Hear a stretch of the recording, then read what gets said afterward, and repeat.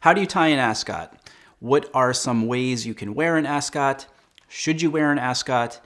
Why would you wear an ascot? These are all great questions about an accessory that is often overlooked. Personally, I happen to be a big fan of the ascot, though unfortunately it has a little bit of a reputation as being elitist, a little stuffy. I think the first image that comes to people's minds when they think about an ascot is Thurston Howell III from Gilligan's Island, the millionaire. Of course, the millionaire wears an ascot, but that's really a caricature of the person who we think would wear an ascot. Originally though, and somewhat ironically, since we tend to think of ascots nowadays as being very, very dressy, an ascot actually was meant to be a less formal alternative to a necktie.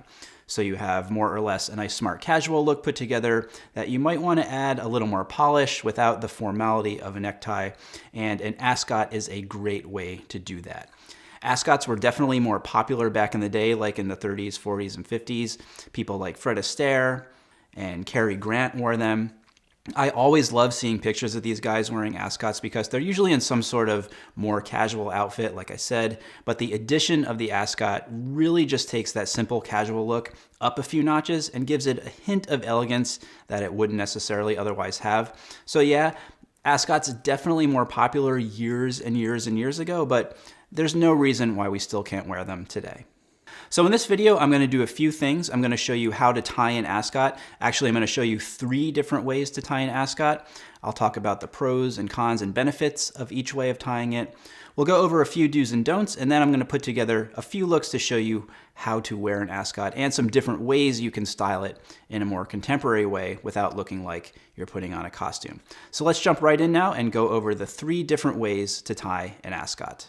The first way I'm going to show you here is called the traditional knot. It's the traditional way that an ascot is tied. We're going to start by having one side of the ascot being 3 to 5 inches longer than the other side. Then we're going to take the longer end and cross it over the shorter end, making it pretty tight and close to your neck. Then we're going to bring that longer end underneath and around, and then up and over. Then you can adjust the width and stick it inside of your shirt. This is a great way to tie an ascot. It makes a fairly stable knot, meaning that it's going to hold pretty decently and keep your ascot in place, and that it's less likely to loosen up and fall down throughout the day. Next up, we have the single knot, which is the easiest way to tie an ascot. We're going to start with both ends being equal in length. Then we're going to cross one end over and bring it up and through. Adjust the width and then tuck it into your shirt. Although this is definitely the easiest way to tie an ascot, I don't recommend tying it this way. First of all, it's not a very tight knot, so it will come undone really easily and it won't stay where you want it to throughout the day. Second, because it is just a single knot, it has a very flat appearance. And one of the things that can be most attractive about wearing an ascot is when it has a little bit of puff and lift to it as it peeks out from underneath your shirt. You're not going to get that here, even if you do kind of fluff it up a little bit. Because it's a loose knot, it's not going to hold its shape. So easy to tie, but not recommended. The third way I'm going to show you how to tie an ascot is called the 4-in-hand. It's the same 4-in-hand knot that you'd use to tie a tie. So we're going to start with one end again, 3 to 5 inches longer. Cross the longer end over. Then bring it behind, around, and up.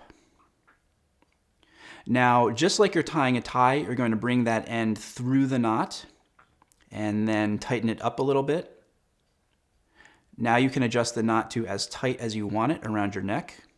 And now you can see that the front end is much shorter than the other end. If you're tying a tie, this is not what you want, but this is exactly what we want for tying an ascot. So what you're going to do is to take the longer end and bring it up and over, adjust the width to how you want it, and then tuck it into your shirt. This is my preferred way to tie an ascot because it has a couple really, really great advantages. First, because it is exactly like a standard 4-in-hand tie knot, you can adjust it to wherever you want on your neck, and it's going to stay there because it's extremely stable. Second, because you have the larger knot underneath, when you bring the wider end up and over, it's going to have a lot more volume as a result, which is something that in terms of wearing an ascot is desirable and more attractive. Now let's talk about some do's and don'ts of wearing an ascot. We're going to start with buttoning your shirt, specifically how many buttons should you button or unbutton.